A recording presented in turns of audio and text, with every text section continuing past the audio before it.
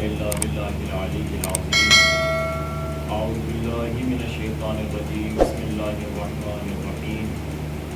الحمد لله رب العالمين. الصلاة والسلام والتحية والإكرام على سيدي أصل ما في الوجود، سر الله في كل موجود، نقطة الدائرة الوجود، صاحب لواء الحمد والمقام المحمود، مولانا ومولى الثقلين جد الحسن والحسين أبي القاسم محمد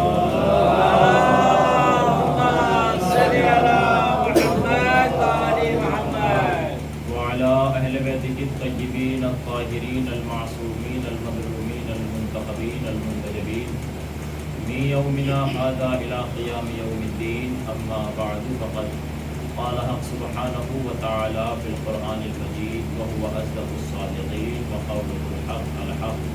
بسم الله الرحمن الرحيم. إن الدين عند الله الإسلام. صلاة محمد وعلى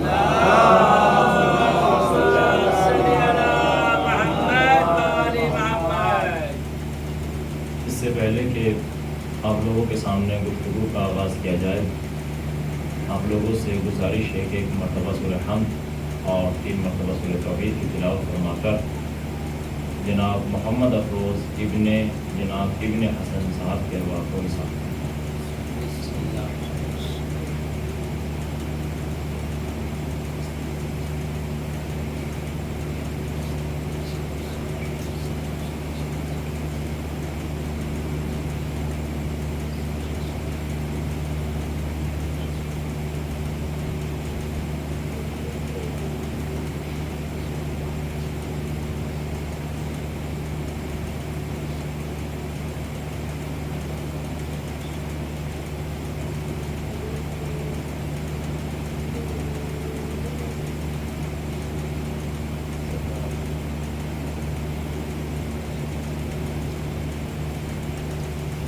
ایک بلند صلوات علی محمد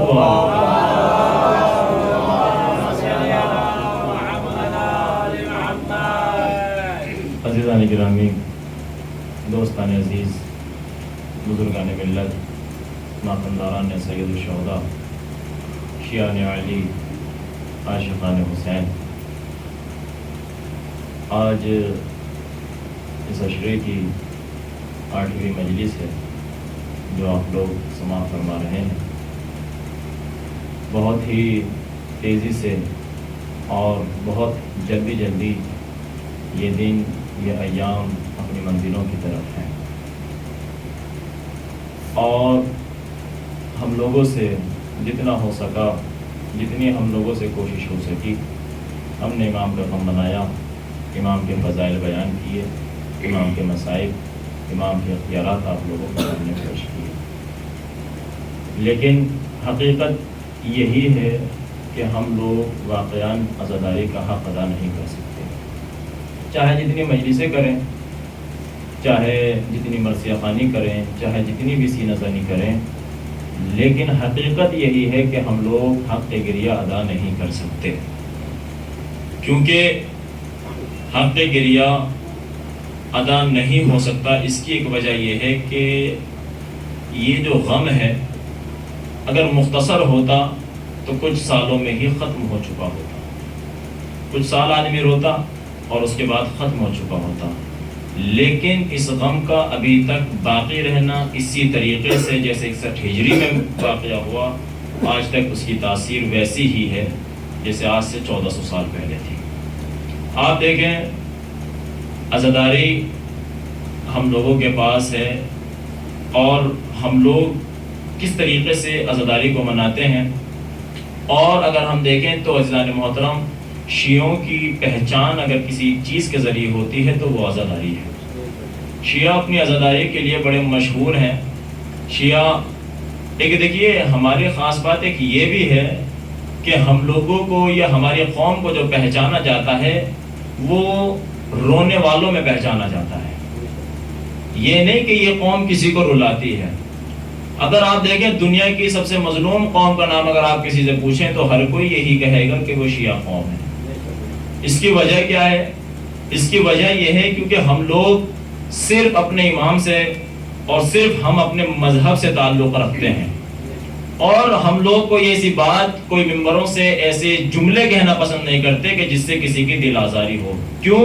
کیونکہ یہ فرشیازہ اتحاد کا پیغام دیتا ہے، اختلاف کا پیغام نہیں دیتا. ایک صلوات پڑھ دیں محمد و آل محمد.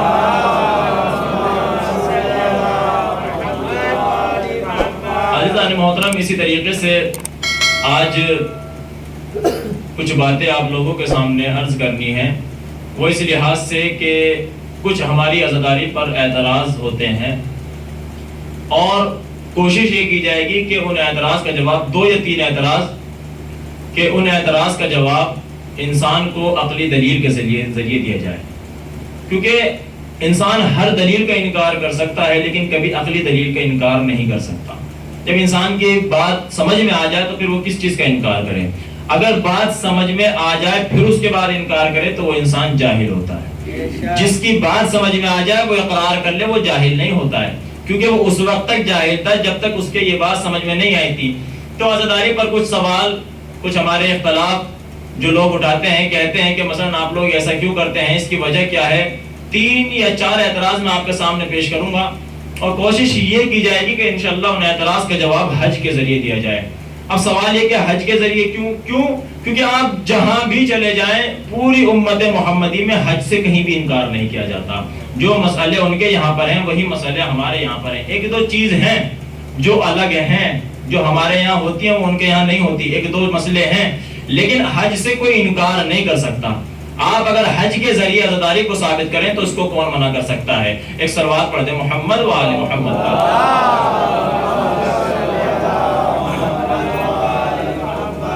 ایک جیتی جاتی صلوات پڑھیں محمد و آل محمد.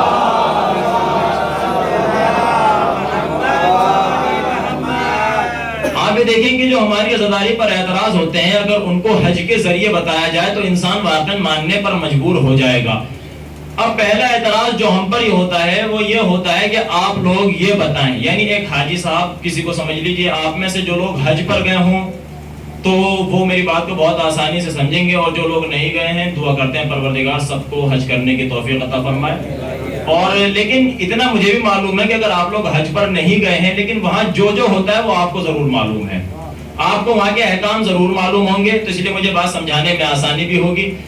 آپ ہی دیکھیں کہ ہم پر جو پہلا اعتراض ہوتا ہے وہ یہ ہوتا ہے کہ آپ یا حسین، آپ کو یا حسین کہہ کے یا مثلاً یہ ماتم کر کے کیا ملتا ہے، یا مثلاً یہ کہہ لیا جائے کہ آپ یہ بتائیں کہ آپ لوگوں کو حسین حسین جو کرتے پھرتے ہیں، آپ پورے 2 مہینے 8 دن، یہ کہہ لیا جائے کہ پورے 365 دن آپ کا ایک ہی جیسا رہتا ہے، آپ ہر وقت یا حسین کہتے ہیں، اس سے امام حسین کو کیا ملتا ہے؟ بتائیے امام حسین کو اس سے کیا ملتا ہے کہ آپ لوگ 24 گھنٹے آپ دیکھیں ہر وقت صرف یا حسین کرتے رہتے ہیں، اس سے امام حسین علیہ السلام کو کیا ملتا ہے؟ تو میں نے کہا بتائیے پھر کیا کریں وہ کام کہ جس سے امام حسین کو کچھ ملے. تو لوگوں نے کہا کہ دیکھو اس کا ایک بہترین طریقہ یہ ہے کہ آپ یا حسین کر کے نہ کربلا والوں کو کچھ ملنے والا ہے نہ امام حسین کو کچھ ملنے والا ہے. اگر آپ کچھ اپنے وقت کے امام کے لیے کرنا چاہتے ہیں تو آپ نماز پڑھیں، آپ روزہ رکھیں، آپ ان کی جگہ خمس دیں، آپ ان کی جگہ قرآن پڑھیں، وہ کربلا والوں کو بخشیں، تو اس سے حسین بھی خوش ہوں گے، اس سے کربلا والے بھی خوش ہوں گے. تو میں نے کہا چلیے میں آپ کے اعتراض کا پہلا جواب بڑے آہستہ سے دے دیتا ہوں. آپ نے یہ کہا کہ آپ کربلا والوں کو قرآن پڑھ کے بخشیں، آپ امام حسین کو قرآن پڑھ کے بخشیں. تو میں نے کہا سنیے، ہمیشہ قرآن پڑھ کے اس کو بخشا جاتا ہے جو مرنے کے بعد نہ پڑھ سکے. بھائی جو مرنے کے بعد قرآن نہ پڑھ سکے اس کو قرآن پڑھ کے بخشا جاتا ہے. لیکن امام حسین نے نوکے نیزہ پہ تلاوت کر کے بتایا کہ ہمارا نہ قرآن سے دور ہے نہ قرآن ہم سے دور ہے. بھائی نہ ہم قرآن سے دور ہیں اور نہ قرآن ہم سے دور ہے. جب ہم زندہ تھے تب بھی قرآن ہمارے قریب تھا، جب ہم اس دنیا سے جا رہے ہیں تو ہم قرآن کی تلاوت کر کے بتا رہے ہیں کہ ہمارا قرآن سے زیادہ دور نہیں، ہم لوگ قرآن سے دور نہیں ہیں. عزیزان محترم جب اس اعتراض کا جواب دیا تو کہنے لگے کہ اچھا یہ بتائیں کہ آپ یا حسین کہہ کے یہ جلوس کیوں نکالتے ہیں، بتائیے اس کی وجہ کیا ہے؟ آپ یا حسین کہہ کے جلوس کیوں نکالتے؟ اس سے امام حسین کو کیا ملنے والا ہے؟ یا اس سے امام حسین کو کون سی خوشی ہوتی ہوگی؟ یا کربلا والے کون سے خوش ہوتے ہوں گے کہ آپ یا حسین کہہ کے جلوس نکالتے ہیں، آپ لوگ روڈوں پر آ جاتے ہیں، آپ لوگ سڑکوں پر آ جاتے ہیں، اس سے امام حسین کو کیا ملے گا؟ میں نے کہا چلیے حاجی جی میں آپ کا جواب آپ کے حج سے دیتا ہوں. میں نے کہا کہ اچھا آپ کا اعتراض یہ ہے کہ آپ روڈوں پر کیوں آتے ہیں، آپ یا حسین کہہ کے نعرے کیوں لگاتے ہیں؟ روڈوں پر جلوس نکالنے کی وجہ کیا ہے؟ تو میں نے کہا چلیے جب ایک حاجی حج کرنے جاتا ہے کئی پیسے خرچ کرے، خرچ کرنے کے بعد خانہ کعبہ پہنچا، ایک چادر بطور احرام باندھی، بڑی دیکھیں توجہ رہے، بہت آہستہ سے پیش کروں گا، ایک چادر بطور احرام باندھی اور باندھنے کے بعد خانہ خدا کے سامنے کھڑا ہو کے ایک جملہ کہتا ہے لبیک اللہم لبیک، پروردگار تیرا بندہ یہاں حاضر ہے، یہی کہتا ہے نا لبیک اللہم لبیک، پروردگار تیرا بندہ حاضر ہے۔ اب بندہ کھڑا ہوتا ہے اور کھڑا ہونے کے بعد کہتا ہے پروردگار میں حج تو کرنے آ گیا، اب بتا مجھے کرنا کیا ہے؟ دیکھیں اعتراض کیا تھا کہ آپ یہاں حسین کے جلوس جو روڈوں پہ نکالتے اس سے حسین کو کیا ملے گا؟ اب سنیے پروردگار مجھے یہاں کرنا کیا ہے؟ تو پروردگار کہتا ہے دیکھو یہ صفا ہے یہ مروہ ہے، ان کے درمیان میں دوڑنا ہے، بھائی توجہ ہے نا بھائی، ان کے درمیان میں دوڑنا ہے۔ اب میں وہ حاجی جی کہتے ہیں یہاں پر دوڑنا واجب ہے، میں نے کہا کہ آپ پروردگار سے کہہ دیتے کہ میرے پروردگار میرے یہاں دوڑنے سے ابراہیم کو کیا ملے گا؟ بھائی میرے یہاں دوڑنے سے ابراہیم کو کیا ملے گا؟ میرے یہاں دوڑنے سے اسماعیل کو کیا ملے گا؟ تو ایک مطلب حاجی کہتا بات آپ کی بھی صحیح ہے، حاجی کہتا ہے میرے پروردگار تو نے مجھ سے یہ کہا کہ یہاں دوڑو، بھلا میرے یہاں دوڑنے سے ابراہیم کو کیا ملنے والا ہے؟ اسماعیل کو کیا ملنے والا ہے؟ ہاجرہ کو کیا ملنے والا ہے؟ تو پروردگار ایک کام کرتا ہوں، میں نمازیں پڑھتا ہوں، میں قرآن پڑھتا ہوں، میں ابراہیم کی طرف سے خمس بھی نکالتا ہوں، میں ابراہیم کی طرف سے صدقہ زکات بھی دیتا ہوں، مجھ سے ابراہیم خوش ہو جائیں گے۔ تو پروردگار کہے گا دیکھو مجھے یاد بھی باقی رکھنی ہے، مجھے سنت بھی زندہ رکھنی ہے، دیکھو تم صفا اور مروہ کے درمیان میں دوڑو، کیوں؟ تاکہ جب تم یہاں دوڑو گے تو زمانے کو پتا چلے گا کہ یہاں ہوا کیا تھا، زمانے کو پتا چلے گا کہ یہاں ہوا کیا تھا۔ تو سمجھ میں آیا کہ ہم یہاں حسین کے جلوس کیوں روڈوں پہ نکالتے ہیں؟ اس کی وجہ یہ ہے تاکہ زمانے کو پتا چلے کہ ظالم کون ہے اور مظلوم کون ہے۔ ایک صلوات پڑھے محمد و آل محمد پر۔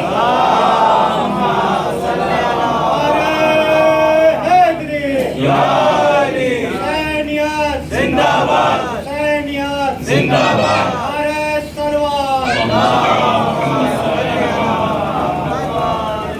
ہمارے یہاں دوڑنے سے کیا ملنے والا ہے؟ پروردگار نے کہا کہ ہمیں یاد بھی باقی رکھنی ہے، ہمیں سنت بھی زندہ رکھنی ہے۔ جب یہ اعتراض ہوا پھر کہتے ہیں کہ اچھا یہ بتائیں آپ مجلس کر لیں وہ سمجھ میں آتا ہے، جلوس نکال لیں وہ سمجھ میں آتا ہے، اچھا یہ بتائیں کہ یہ لکڑی کا تعزیہ کیوں چومتے ہیں؟ بتائیے، کیا ہم میں سے کوئی ہے جو بتاتے ہیں؟ کہ آپ یہ بتائیں کہ آپ لکڑی کا تعزیہ کیوں چومتے ہیں؟ آپ کو لکڑی کا تعزیہ چومنے سے کیا ملتا ہے؟ آپ لکڑی کا تعزیہ کیوں چومتے ہیں؟ اب میں جواب بڑا آہستہ سے دے دیتا ہوں، میں نے کہا آپ میں سے دیکھیے حج پر بھلے ہی نہ گئے ہوں لیکن حج کے احکام سے سب واقف ہے۔ اب اس جملے سے سمجھ میں آ جائے گا کہ آپ کو کتنے مسئلے مسائل معلوم ہے۔ کیا کہا؟ جملہ یہ تھا کہ آپ لکڑی کا تعزیہ کیوں چومتے ہیں؟ میں نے کہا حاجی جی ایک کام کرتے، جب آپ حج کرنے گئے تھے تو سیدھے حج کر کے آتے، حجر اسود کو کیوں چوم کر آئے ہیں؟ بھائی حج کر کے آتے آپ حجر اسود کو کیوں چوم کر آئے؟ تو کہنے لگے کہ حجر اسود کسی عام پتھر کا نام نہیں ہے، یہ کسی نارمل پتھر کا نام نہیں ہے، بلکہ اسے نسبت ہے معصوم سے۔ بھئی حجر اسود کو نسبت ہے معصوم سے۔ تو میں نے کہا اس کا مطلب یہ ہوا کہ جس چیز کو نسبت معصوم سے ہو جائے وہ چومنے کے لائق ہو جاتا ہے۔ بھئی جس چیز کو نسبت معصوم سے ہو جائے وہ چومنے کے لائق ہو جاتا ہے۔ تو میں نے کہا اچھا یہ بتائیں کہ آپ نے حجر اسود کو چوما؟ تو کہنے لگے نہیں چوم سکتے۔ کہا کیوں؟ کیا اس کی وجہ یہ ہے کہ جب ہم حج کرنے جاتے ہیں تو اس دوران رش بہت ہوتا ہے، اس دوران بھیڑ بہت ہوتی ہے، اس دوران مجمع بہت ہوتا ہے، تو ہم چوم نہیں سکتے۔ اب دیکھیں اگر حجر اسود کو بغیر چومے آ جائیں حج نہیں ہونے والا ہے۔ اور حاجی جی کیا کہہ رہے ہیں کہ ہم چوم نہیں سکتے، ہم بوسہ نہیں دے سکتے۔ تو میں نے کہا کہ کیا بغیر بوسہ دیے اس کو واپس آئے؟ کہنے لگے نہیں، اس کا ایک فلسفہ ہے، اس کا ایک اور طریقہ ہے۔ کہا کہ کیا کہ جب ہم حجر اسود کو بوسہ دینا چاہتے تھے تو ہم نے بوسہ دینے کی کوشش تو کی لیکن مجمع بہت تھا، رش بہت تھا، بھیڑ بہت تھی، تو ہم بوسہ دے نہیں پائے۔ وہاں پر کھڑے ہوئے مولانا سے میں نے پوچھا کہ مولانا میرا دل بڑا چاہتا ہے کہ میں حجر اسود کو بوسہ دوں، میں حجر اسود کو چوموں، مگر پبلک اتنی ہے، بھیڑ اتنی ہے، میں بوسہ نہیں دے سکتا، میں اس کو چوم نہیں سکتا۔ تو مطلب بتائیے میں کروں تو کیا کروں؟ مولانا نے کہا دیکھو جب تم طواف کرتے ہوئے حجر اسود کے سامنے سے گزرو تو اپنے دائیں ہاتھ کی ہتھیلی کو حجر اسود کی طرف کرنا اور اپنی ہتھیلی کو چوم لینا۔ تم چومو گے ہتھیلی لیکن ثواب تمہیں حجر اسود کا ملے گا، ثواب تمہیں حجر اسود کا ملے گا۔ میں نے کہا حاجی جی یہ بتائیں آپ نے چومی ہتھیلی ہے، آپ نے چومی ہتھیلی ہے، ثواب حجر اسود کا کیسے ملا؟ تو کہنے لگے چومی ہتھیلی ہے لیکن نیت میں ہمارے حجر اسود تھا۔ تو میں نے کہا یاد رکھیے ہم چومتے لکڑی کا تعزیہ ہے، نیت میں صلوا علی محمد. لبیک یا حسین، لبیک یا حسین، لبیک یا حسین، لبیک یا حسین. نعرہ حیدری، محمد و محمد و آل محمد، بلند صلوات.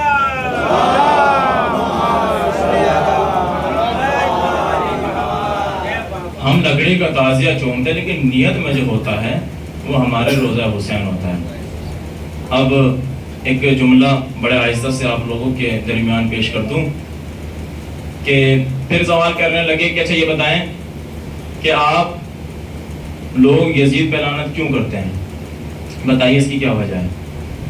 یزید پہ لعنت کیوں کرتے ہیں؟ اگر یزید برا ہے، توجہ رہے، اگر یزید برا ہے تو پروردگار جانے اور یزید جانے، آپ کو کس نے اختیار دیا کہ آپ یزید پہ لعنت کریں؟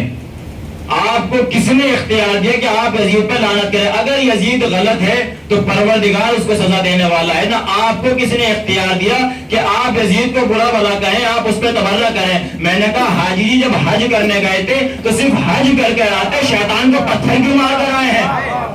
بھائی حج کر آتے، شیطان کو پتھر کیوں مار کر آئے ہیں؟ کیوں؟ کیونکہ اگر شیطان غلط ہے، اگر شیطان برا ہے تو اللہ جانے اور شیطان جانے. کہا کہ نہیں، جو اپنے زمانے میں غلط ہوگا، جو اپنے زمانے میں ظالم ہوگا، اس کو برا بھلا کہنے کا حق ہے. جبکہ ہمارا اسلام کیا کہتا ہے؟ ہمارا اسلام دیکھیے، ایک مسئلہ آپ کے سامنے بیان کروں کہ غیبت کرنا کتنا بڑا گناہ ہے. بہت بڑا گناہ ہے، ایسا کہ جیسے اپنے برادر کا گوشت کھایا ہو، یہی ہے نا غیبت کرنے کا گناہ. لیکن اسلام ایک جگہ اجازت دیتا ہے. کس کی غیبت کرنے کی اجازت دیتا ہے؟ اس شخص کی غیبت کرنے کی اجازت دیتا ہے جیسے آپ کے زمانے میں اگر کوئی ظالم جابر بادشاہ ہو تو اس کی غیبت جائز ہے. اگر کوئی شخص کھلے عام ایک دم کہہ دے جائے کہ کسی کی پرواہ کیے بغیر اگر وہ گناہ کرتا ہو تو اس کی غیبت جائز ہے. تو عزیزان محترم، جو اپنے زمانے میں ظالم ہوگا اس کی غیبت جائز ہے. تو کہا کہ بھائی دیکھو، اگر یزید کو ہم برا بھلا کہتے ہیں، اگر آپ چاہتے ہیں کہ ہم چھوڑ دیں اس کو برا بھلا کہنا، تو سب سے پہلے آپ پر ضروری کہ آپ شیطان کو پتھر کیوں مار کر آئیں. اب آپ یہ دیکھیں گے کہ اب جناب ابراہیم، جناب اسماعیل اور جناب حاجرہ، یہ تین کردار اسلام میں ایسے ہیں کہ جو بالکل بے مثال ہیں، ان کی کوئی مثال نہیں ملتی ہے. آپ یہ دیکھیں، کیونکہ جناب ابراہیم نے جو قربانی پیش کی، جناب ابراہیم نے جو قربانی رکھی ہے عزیزان محترم، وہ دنیا میں کسی کی مثال نہیں اس کی جیسی مثال. کربلا اگر دیکھا جائے تو کربلا اس کی تعبیر ہے. خواب تو جناب ابراہیم نے دیکھا تھا لیکن تعبیر اس کی کربلا ہے. آپ یہ دیکھیں کہ جب جناب ابراہیم جناب اسماعیل کو لے کر چلے تو شیطان نے بہکایا تھا جناب ابراہیم کو، جناب اسماعیل کو، جناب حاجرہ کو بہکایا تھا. اب آپ دیکھیں کہ مثلا ہمارے یہاں دیکھیں یہ بھی کہا جاتا ہے جناب، مسئلہ یہ ہے کہ ہماری جو قوم ہے، یا مثلا اپنی کالونی کی بات کریں تو ہماری کالونی والے جو لوگ ہیں ماشاءاللہ سے اشارے بہت جلدی سمجھ جاتے ہیں. یہاں پر کوئی بات کھل کے پڑھنے کی ضرورت نہیں ہوتی، اشارے سمجھ جاتے ہیں. اب دیکھیں میں اشاروں میں بات کروں گا اور آپ لوگ دیکھتا ہوں کہ کتنا ذہن آپ لوگوں کا آمادہ ہے. اب میں اشاروں میں آپ لوگوں کے سامنے کچھ باتیں پیش کروں گا، اب دیکھنا مجھے یہ ہے کہ آپ لوگ کتنا آمادہ ہیں. جناب ابراہیم، جناب اسماعیل کی جو قربانی کا ذکر چل رہا ہے عزیزان محترم، آگے دیکھیں کہ شیطان نے تینوں کو بہکانے کی کوشش کی، تینوں کو بہکانا چاہا. لیکن دیکھیں میں بات جناب ابراہیم کی کروں گا، لیکن آپ کو رسول کے زمانے میں پہنچنا ہے. واقعات یہاں رونما ہوئے ہیں لیکن یہ جو جاتے ہیں وہ سیدھے رسول کے زمانے میں جاتے ہیں. اب آپ لوگوں کے ذہنوں کا امتحان لے لیتا ہوں میں. آپ یہ دیکھیں کہ جناب ابراہیم، جناب اسماعیل کو بہکانے کی کوشش تو کی شیطان نے لیکن بہکا نہ سکا. ابلیس کہتے کسے ہیں؟ ابلیس اصل میں جو اس کا مصدر ہے وہ ہے لباس سے، اور لباس کے معنی ہوتے ہیں تبدیل کر لینا. یعنی ابلیس کے پاس اتنا اختیار ہے کہ وہ جو روپ چاہے وہ لے سکتا ہے. یعنی جب چاہے جب بدل سکتا ہے اپنے آپ کو، اور جب چاہے وہ اپنے آپ کو کسی بھی حلیے میں تبدیل کر سکتا ہے. جناب ابراہیم جناب اسماعیل کو لے کر چلے، کیا کہہ کر گئے گھر سے کہ میں اپنے دوست کے یہاں اسماعیل کو دعوت پر لے کے جا رہا ہوں. گھر سے کیا لی؟ ایک چھری لی اور ایک رسی لی. آپ یہ لے کے چل دیے تھے. جب شیطان نے یہ دیکھا کہ اگر ابراہیم نے آج یہ قربانی کر دی، اگر یہ پروردگار کے بتائے ہوئے راستے پر آج چل دیے، تو یقیناً میرا جو دین، یعنی شیطان، یعنی میرے جو لوگ ہیں وہ مجھ سے کیا کہیں گے کہ اگر ہم ابراہیم کو نہیں روک پائے. اب دیکھیں روکنا بھی بہت ضروری تھا. کیوں؟ کیونکہ شیطان کا کام ہی یہی تھا کہ حق کو ہمیشہ روکا جائے. اب آپ یہ دیکھیں کہ جب جناب ابراہیم جناب اسماعیل کو لے کر چلے گئے تو ایک مرتبہ شیطان نے اپنا حلیہ بدلا. کس کا روپ لیا؟ ایک عالم کا روپ لیا. بہت بڑی بڑی داڑھی بہت اچھی ٹوپی، بہت اچھا کرتا پاجامہ، ہاتھ میں عصا، بزرگی والا روپ اس نے لیا تاکہ جسے دیکھ کے کہتے ہیں کہ واقعا دیکھ کے لگتا ہے بہت بڑے متقی صاحب ہیں، بہت بڑے پرہیزگار ہیں۔ میں نے کہا بھائی ہمارے کالونی والے اشارے بڑی جلدی سمجھتے ہیں لیکن آپ کی خاموشی بتا رہی کہ شاید سمجھ نہیں پا رہے ہیں۔ ایک سلوات پڑھ دیں محمد و آل محمد۔ حسینیت زندہ باد، حسینیت زندہ باد، یزیدیت مرد آباد، حیدری۔ چلیے اشارے وہ آپ لوگوں کے سامنے میں کرتا چلوں۔ تو جب جناب ابراہیم جب گھر سے چلے گئے تو شیطان نے اپنا حلیہ بدلا اور وہ پہنچا کہا جناب ابراہیم کے گھر پہ۔ جناب ابراہیم کے جب گھر پہ پہنچائے تو ایک مرتبہ دق الباب کیا، اندر سے آواز آئی کون؟ شیطان نے کہا بیوی تیرا ہمدرد، تیرا چاہنے والا۔ بیوی نے کہا کیا چاہیے؟ تو کہا کہ یہ بتائیں کہ ابراہیم اور اسماعیل کہاں پر ہیں؟ توجہ رہے آپ لوگوں کہ ابراہیم اور اسماعیل کہاں پر ہیں؟ تو جناب حاجرہ نے اندر سے کہا کہ ابراہیم اسماعیل کو لے کے اپنے دوست کے یہاں دعوت پر گئے ہوئے ہیں۔ ابراہیم اسماعیل کو اپنے دوست کے یہاں دعوت پر لے کر گئے ہیں۔ تو ایک مرتبہ شیطان نے کہا کہ بیوی کے بات تو بتاؤ کہ جو دعوت پر جاتا ہے وہ چھری اور رسی لے کے نہیں جایا کرتے؟ بھائی دعوت پر جانے والا چھری رسی لے کے نہیں جاتا۔ اب جناب حاجرہ سوچنے لگی کہ آخر کہنا کیا چاہتے ہو؟ جناب حاجرہ نے سوچا، کہتی کہ تم کہنا کیا چاہتے ہو؟ کیا دیکھو میں بتانا یہ چاہتا ہوں کہ ابراہیم اسماعیل کو ذبح کرنے کے لیے لے کر گئے ہیں، ابراہیم اسماعیل کو قتل کرنے کے لیے لے کر گئے ہیں۔ تو ایک مرتبہ جناب حاجرہ گھبرا گئی کہ آخر یہ کیسے ممکن ہے؟ کہا کہ دیکھو اگر نہ جاتے ذبح کرنے تو رسی اور چھری لے کر نہ جاتے۔ ابراہیم کا رسی اور چھری لے کر جانا ثابت کر رہا ہے کہ وہ اسماعیل کو ذبح کرنے لے کے جا رہے ہیں۔ ایک مرتبہ جناب حاجرہ بڑی پریشان ہوئی، جناب حاجرہ گھبرا گئی کہ آخر یہ کیسے ممکن ہے کہ ابراہیم اسماعیل کو ذبح کر دیں گے؟ تو کہا بتاؤ میں کیا کروں؟ شیطان کا جملہ سنیے گا۔ شیطان نے یہ کہا کہ بیوی سوچتی کیا گھر سے باہر نکلو ابراہیم کو روک لو۔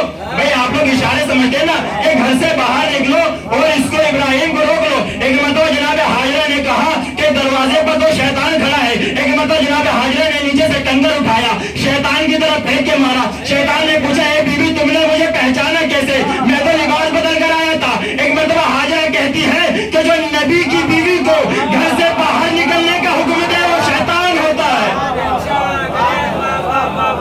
صلوات پڑھے محمد و آل محمد پر۔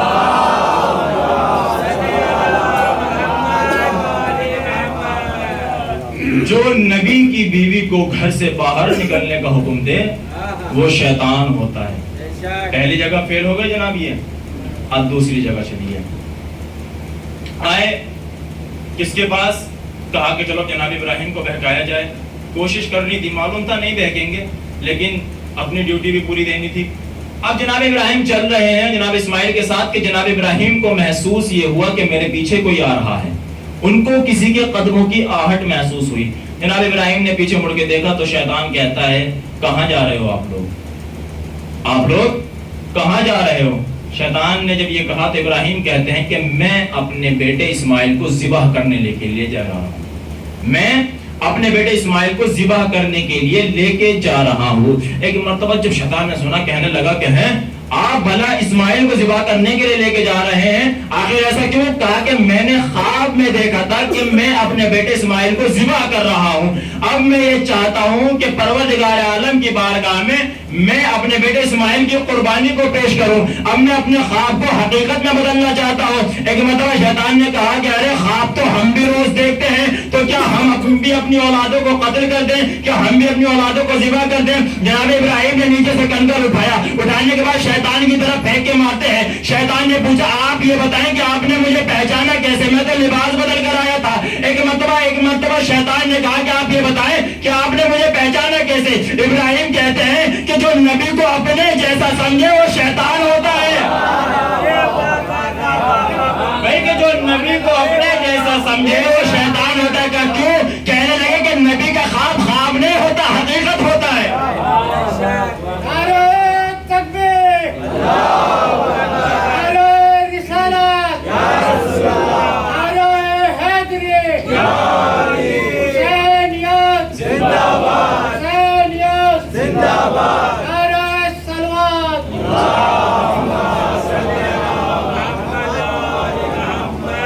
جو نبی کو اپنے جیسا سمجھے وہ شیطان ہوتا ہے۔ اب آپ ایک چیز اور سنیں گے، کیا کہا تھا کہ خواب ہم بھی دیکھتے ہیں، ہم نے تو کبھی قتل نہیں کیا اپنے بیٹے کو۔ جناب ابراہیم نے کیا کہا کہ نبی کا خواب خواب نہیں ہوتا، حقیقت ہوتا ہے۔ نبی کو جو خواب آتے ہیں وہ ہمارے اور آپ کی طرح نہیں غفلت کے دن سو رہے ہیں، جو دماغ میں چلتا ہوئے ہمارے خواب میں آ جائے تو انسان سوچے کہ نہیں 3 دن سے ایک ہی خواب آ رہا ہے، یہ نہیں سوچتا کہ 3 دن سے ایک ہی چیز جو سوچ رہا تھا انسان وہی اس کے دماغ میں آ رہی ہے۔ اب آپ بھی دیکھیں 2 جگہ فیل ہو گئے۔ ایک مرتبہ انہوں نے چاہا، اسماعیل ابھی چھوٹے ہیں، اب انہوں نے چاہا کہ اسماعیل کو بھی بہکایا جائے۔ اب پہنچے کہاں؟ اسماعیل کے پاس۔ ایک مرتبہ جب جناب اسماعیل کے پاس پہنچے تو کہتا ہے، شیطان کہتا ہے کہ اے اسماعیل واپس پلٹ جاؤ۔ توجہ رہے آپ لوگ، یہ آخری اشارہ، اور یہ آخری اشارہ ایک ایسے کہہ لے جا کہ خلیفہ کی طرف جاتا ہے کہ جس کا نام سن کے آپ لوگ بھی خوش ہو جاتے ہیں۔ خوش ہونے سے مراد والا خوش ہونا نہیں، دوسرا خوش ہونا۔ اب آپ لوگوں کے ذہنوں کا امتحان لے لیتے ہیں کہ بھائی دیکھیے، اسماعیل سے کہا کہ اے اسماعیل تم واپس پلٹ جاؤ، تمہارے بابا تم کو قتل کرنے والے ہیں، تمہارے بابا تم کو ذبح کرنے کے لیے لے کے جا رہے ہیں۔ کہا کہ میں کیوں پلٹ جاؤں؟ کہا کہ دیکھو تمہارے باپ جو ہے وہ ضعیف ہو چکے ہیں۔ توجہ رہے بھائی آپ لوگ کی کہ بھائی تمہارے باپ جو ضعیف ہو چکے ہیں اور بڑھاپے میں انسان کا دماغ کام نہیں کرتا۔ توجہ ہے نا بھائی، بڑھاپے میں انسان کا دماغ کام نہیں کرتا۔ تمہارے باپ نے خواب دیکھا تمہیں ذبح کر رہے ہیں، اب اس خواب کو حقیقت میں بدلنا چاہتے ہیں، یہ تمہارے باپ کا دماغ کام نہیں کر رہا ہے، یہ تم کو قتل کرنے کے لیے لے کے جا رہے ہیں۔ ایک مرتبہ اسماعیل نے پتھر اٹھایا، اٹھانے کے بعد شیطان کی طرف پھینک کے مارا۔ شیطان کہتا ہے کہ اسماعیل تم تو ابھی بچے ہو، تم نے مجھے پہچانا کیسے؟ کیا شیطان نے جب کہا کہ آپ نے مجھے پہچانا کیسے، تم تو ابھی بچے ہو؟ ایک مرتبہ اسماعیل کہتے ہیں سن، نبی بچپن میں بھی نبی ہوتا ہے، بڑھاپے میں بھی نبی ہوتا ہے۔ بھائی توجہ ہے نا، بھائی نبی بچپن میں بھی نبی ہوتا ہے، بڑھاپے میں بھی نبی ہوتا ہے۔ شیطان نے کیا کہا تھا کہ بھائی ان کا دماغ چل گیا ہے، بڑھاپے کے ہر فیصلے کو نہیں مانا کرتے۔ ایک مرتبہ جب اسماعیل نے پتھر پھینک کے مارا، شیطان نے پھر پوچھا کہ آپ نے مجھے پہچانا کیسے؟ ایک مرتبہ اسماعیل کہتے